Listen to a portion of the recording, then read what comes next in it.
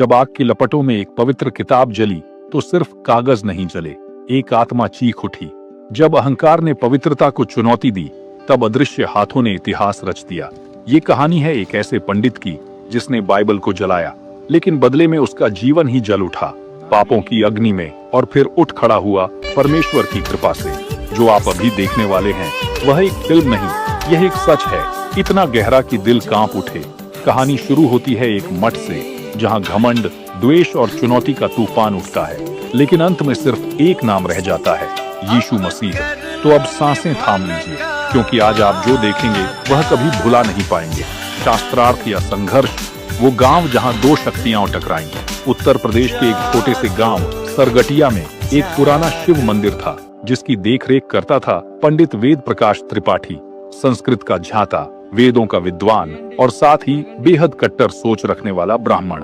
गांव में एक छोटा सा ईसाई समुदाय भी था, गरीब, मजदूर, लेकिन शांति प्रिय। वे हर रविवार चर्च में इकट्ठा होते, भजन गाते और बाइबल से शिक्षा लेते। ये बात वेद प्रकाश को खटकती थी। उसे लगता था कि ये लोग हिंदू संस्कृति को कलंकित कर रहे हैं। वह अक्सर कहता, हमारे पुरखे वेदों में ब्रह्म को ढूंढते रहे और ये लोग विदेशी भगवान की पूजा कर रहे हैं, इसे बंद करना होगा। आग की तैयारी। पंडित वेद प्रकाश के अंदर एक ज्वाला धधक रही थी, अहंकार और घृणा की। एक दिन गांव में ईसाई प्रचारक पास्टर जोएल आया और कुछ बाइबल बांटने लगा। बच्चों में उत्साह था, लेकिन पंडित को यह सीधा हमला लगा। अब हमारे बच्चों को ईसाई बनाएंगे, वह चीखा। उस रात पंडित ने एक योजना बनाई। अगली सुबह मंदिर परिसर में एक सभा बुलाई गई। गांव वालों को बुलाया गया, धर्म रक्षा सभा के नाम पर। सभा के बीच में पंडित वेद प्रकाश ने कुछ बाइबलें लाकर फेंकी और बोला, देखो ये विदेशी किताबें जो हमारे धर्म को मिटाने आई हैं, आज हम इसे खत्म करेंगे, हमेशा के लिए। और फिर उसने बाइबल में आग लगा दी। आग बुझी नहीं, कुछ और जलने लगा। भीड़ में कुछ लोग चुप थे, कुछ ताली बजा रहे थे, लेकिन उसी समय वहां खड़ी एक बूढ़ी महिला, मसीही विश्वास की, रोते हुए बोली, पंडित जी, आपने किताब नहीं जलाई, आपने खुद को जला डाला। यीशु का वचन अग्नि से भी तेज है, अब देखिएगा, चमत्कार नहीं, चेतावनी होगी। लोग हंसने लगे। पंडित मुस्कुराया, लेकिन उस दिन से उसके जीवन में एक अजीब बदलाव शुरू हुआ। पहला संकेत, जलते सपने।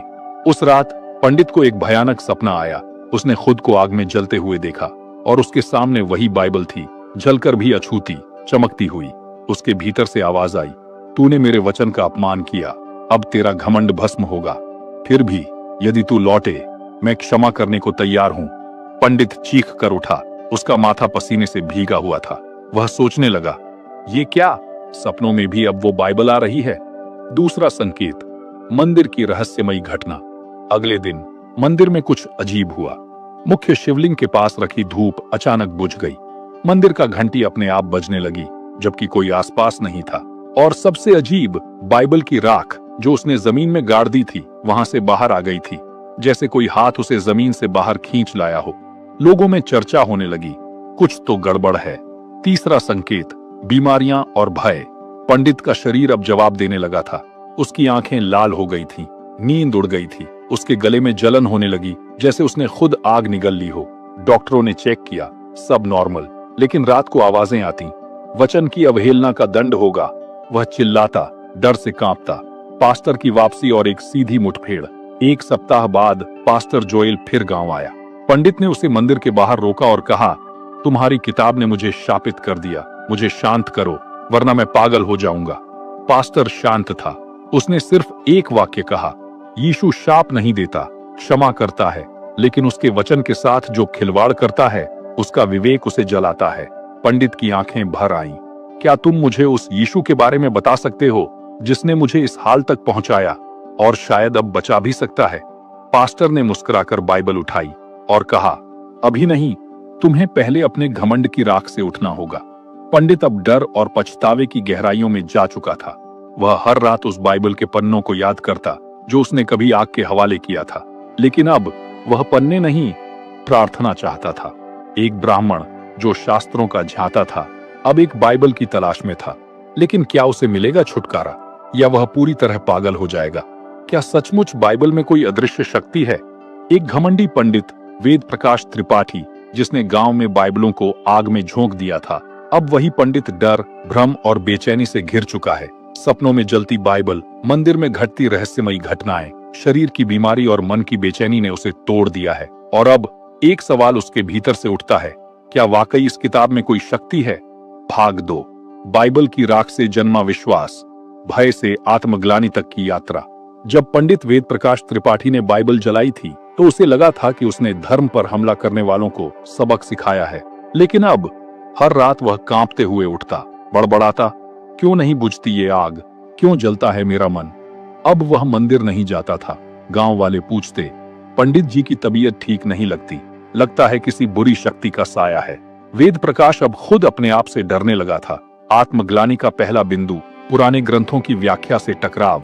एक रात उसने फिर से वेदों और उपनिषदों के ग्रंथ निकाले। वह उन पंक्तियों को ढूंढ रहा था जो यीशु के खिलाफ खड़ी हो सकें। लेकिन अजीब बात ये थी, जहां भी वह पढ़ता उसे वचन में ऐसी बातें दिखती जो उसके विरोध में थीं। सत्य एक है, विद्वान उसे अलग अलग कहते हैं। पवित्र आत्मा के बिना कोई पूर्णता को नहीं पा सकता। क्षमा सबसे बड़ा धर्म है। उसका मन विचलित हो उठा। क्या मैंने वास्तव में पाप किया है? पास्टर जोएल से पहली गुप्त मुलाकात। रात के अंधेरे में वह अपने चेहरे पर गमछा बांधकर पास्टर जोएल के चर्च पहुंचा। जोएल, जो अब भी उसी प्रेम और धैर्य के साथ बैठा था, बोला, तुम आ गए। मैं जानता था तुम एक दिन आओगे। पंडित ने सिर झुकाकर पूछा, क्या तुम्हारा यीशु मुझे क्षमा कर सकता है? जोएल ने मुस्कुराकर कहा, यीशु उन्हें नहीं बुलाता जो सही हैं, वो उन्हें बुलाता है जो टूट चुके हैं। फिर उसने एक बाइबल निकालकर वेद प्रकाश को दी। वही बाइबल जिसे एक हफ्ता पहले उसी के हाथों जलाया गया था। लेकिन यह नई, चमचमाती थी और अब वेद प्रकाश की कांपती उंगलियां उसे थाम रही थीं। पहला पाठ, मत्ती 5 का 44। जोएल ने पहला पृष्ठ खोला और पढ़ा, अपने शत्रुओं से प्रेम रखो और जो तुम्हें सताते हैं उनके लिए प्रार्थना करो। वेद प्रकाश रो पड़ा, मैंने तो तुम्हारी किताब जला दी और तुम मेरे लिए प्रार्थना कर रहे हो। जोएल ने सिर्फ इतना कहा, मैं नहीं, यीशु कर रहे हैं। गांव वालों का विरोध और समाज का तूफान। अब यह खबर फैल गई कि पंडित अब चर्च जा रहा है। गांव में हड़कंप मच गया। मंदिर के ट्रस्ट ने उसे निष्कासित कर दिया। उसके शिष्य उसका बहिष्कार करने लगे। कुछ लोग तो मारने तक की धमकी देने लगे।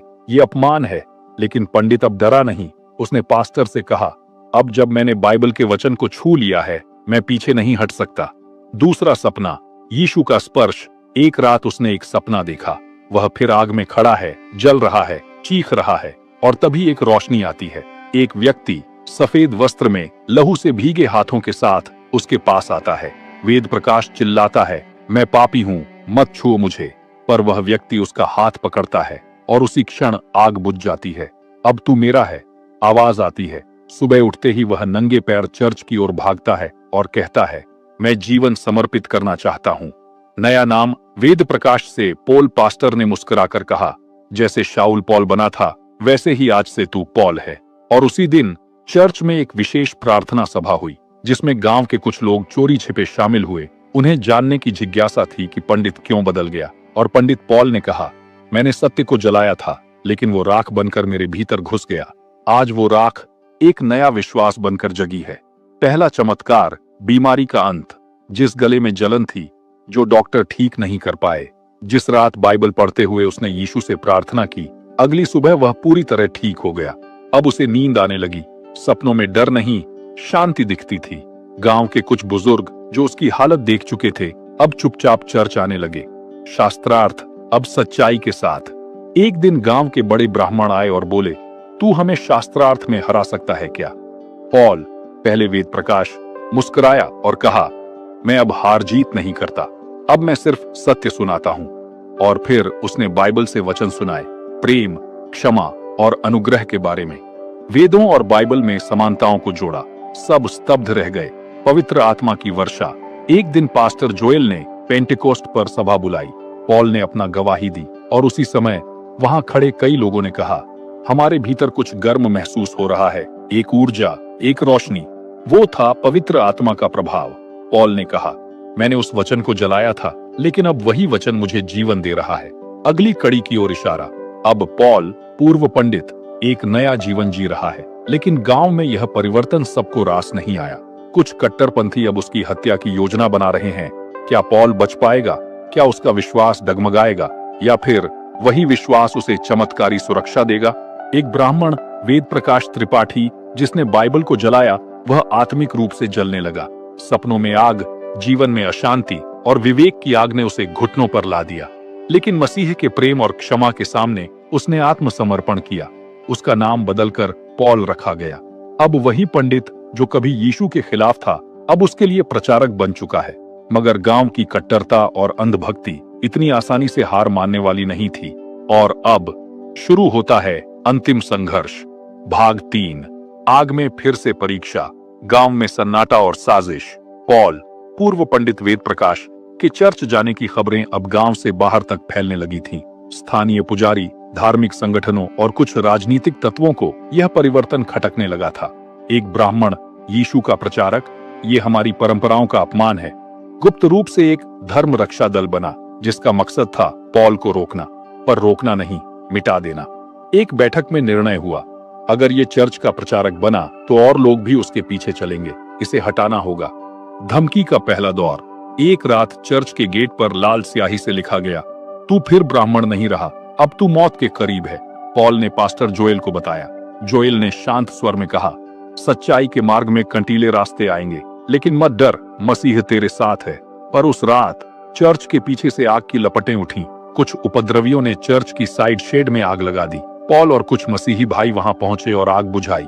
कोई घायल नहीं हुआ, लेकिन ये सिर्फ चेतावनी थी। आत्मिक युद्ध, पॉल का गहन उपवास। पॉल ने निर्णय लिया, अब शारीरिक लड़ाई नहीं, आत्मा से युद्ध होगा। उसने 21 दिनों का उपवास और प्रार्थना शुरू किया।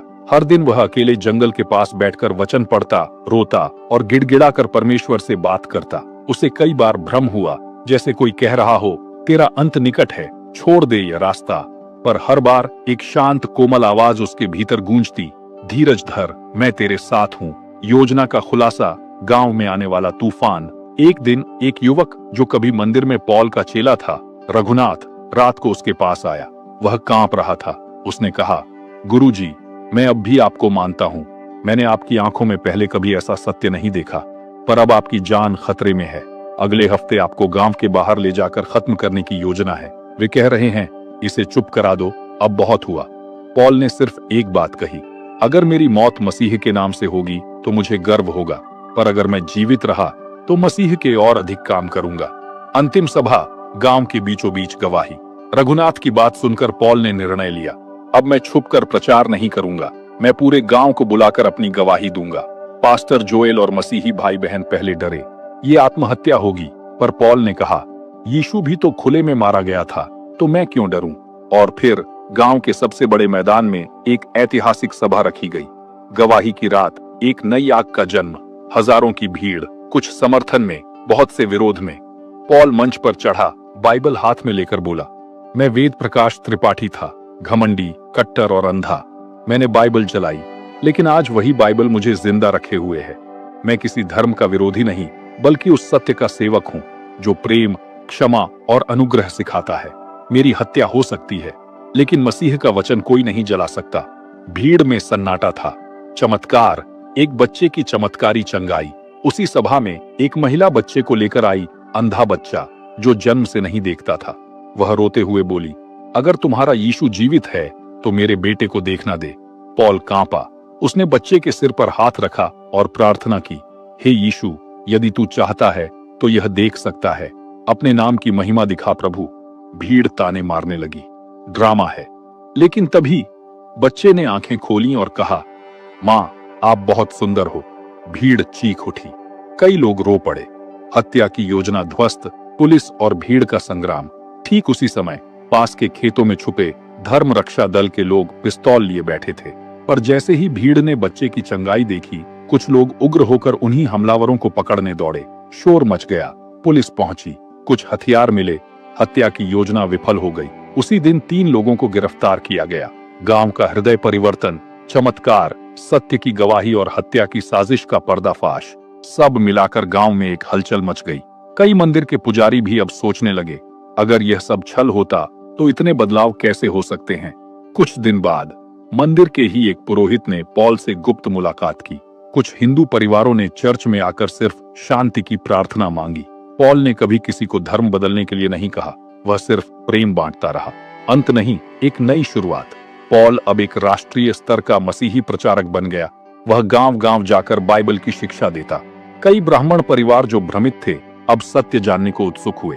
मंदिर और चर्च के बीच संवाद की एक नई शुरुआत हुई। मैंने आग से युद्ध किया था, लेकिन यीशु ने मुझे शांति से जीत लिया। पॉल की आखिरी गवाही। ये कहानी सिर्फ किसी पंडित की नहीं, यह कहानी है घमंड से नम्रता तक की यात्रा की। यह कहानी है अंधकार से प्रकाश तक की, और यह कहानी है मसीह की क्षमा की, जो किसी को भी नया बना सकती है। इस सच्ची घटना से हम क्या सीखते हैं? घमंड चाहे कितना भी ऊंचा क्यों ना हो, सत्य उसे झुका ही देता है। यीशु का प्रेम हर विरोधी को बदल सकता है, यदि वो सच में उसे जानना चाहे। मसीह का वचन सिर्फ शब्द नहीं, बल्कि आत्मा और जीवन है। बाइबल जल सकती है, पर उसका सत्य कभी राख नहीं होता। जो पवित्र आत्मा को ग्रहण करता है, वो फिर आग से नहीं डरता, क्योंकि भीतर परमेश्वर का उजाला होता है। पंडित ने बाइबल जलाई, फिर जो हुआ। इस रोमांचक कहानी से हमें गहराई से 8 महत्वपूर्ण आत्मिक और व्यावहारिक सीखें मिलती है, जो हमारे जीवन में परिवर्तन ला सकती है। पवित्र चीजों का अपमान आत्मा को घायल करता है। पंडित वेद प्रकाश ने जब बाइबल जलाई, उसे लगा उसने बस एक किताब जलाई है, लेकिन वह आग उसके शरीर में नहीं, आत्मा में लगी, और फिर उसका मन, नींद, स्वास्थ्य, शांति, सब कुछ जलने लगा। सीख। किसी भी पवित्र वस्तु या विश्वास का अपमान केवल बाहर से नहीं, भीतर से हमें तोड़ता है। मसीह का प्रेम घृणा से कहीं अधिक शक्तिशाली है। जब पंडित ने बाइबल जलाई, पास्टर जोएल ने बदला नहीं लिया। उसने सिर्फ एक वाक्य कहा, यीशु क्षमा करता है, और वही क्षमा उसी पंडित को यीशु का प्रचारक बना देती है। सीख। घृणा को घृणा से नहीं, बल्कि प्रेम और क्षमा से ही जीता जा सकता है। बाइबल जल सकती है, पर उसका सत्य नहीं। पंडित ने बाइबल के पन्नों को आग के हवाले किया, पर वही वचन उसकी आत्मा में उतर गया, और उसने सत्य को महसूस किया। सीख। सत्य को दबाया या जलाया नहीं जा सकता, वो राख से भी जन्म लेता है। पाप के बाद भी क्षमा संभव है। जब पंडित ने यीशु से पूछा, क्या मुझे क्षमा मिलेगी? जवाब था, मैं पापियों को ही बुलाने आया हूं। सीख। कोई भी पाप इतना बड़ा नहीं कि यीशु क्षमा न कर सके। यदि मन परिवर्तन सच्चा है, तो दरवाजा खुला है। आत्मा की लड़ाई उपवास और प्रार्थना से ही जीती जाती है। जब जान की धमकी मिली, पॉल, पूर्व पंडित ने लड़ाई नहीं लड़ी, बल्कि 21 दिन का उपवास और प्रार्थना शुरू किया, और उसी दौरान परमेश्वर ने अद्भुत चमत्कार किए। सीख। हर संकट के सामने तलवार नहीं, घुटने टेक कर प्रार्थना ज्यादा असर करती है। जो घमंड से टूटता है, वही परमेश्वर की सामर्थ से खड़ा होता है। वेद प्रकाश घमंड में बाइबल जलाता है, लेकिन आत्मग्लानि में टूटकर वही व्यक्ति पॉल बनकर हजारों को यीशु से मिलवाता है। सीख। परमेश्वर टूटे हुए लोगों को चुनता है, क्योंकि वो जानते हैं निर्भरता क्या होती है। सच्चे चमत्कार केवल दिखावे के लिए नहीं, विश्वास की गवाही होते हैं। सभा में अंधे बच्चे की चंगाई कोई नाटक नहीं था, वह एक स्पष्ट संकेत था, यीशु जीवित है। सीख। जहां विश्वास होता है, वहां परमेश्वर काम करता है, और वो काम दिखावे के लिए नहीं, लोगों को बदलने के लिए होते हैं। एक जीवन बदले तो पूरा गांव बदल सकता है। एक पंडित के बदलने से न सिर्फ उसका परिवार, बल्कि पूरा गांव, यहाँ तक कि मंदिर के पुजारी तक सोचने लगे। सीख। आपका बदला हुआ जीवन सबसे बड़ी गवाही है, जो शब्दों से नहीं, आचरण से प्रचार करता है। ये कहानी हमें बताती है कि कोई भी व्यक्ति, चाहे वो कितना भी विरोधी क्यों न हो, परमेश्वर के प्रेम और वचन से बदल सकता है। इस कहानी की गहराई यही है। वो राख बनाना चाहता था, लेकिन राख से नया जीवन उत्पन्न हो गया।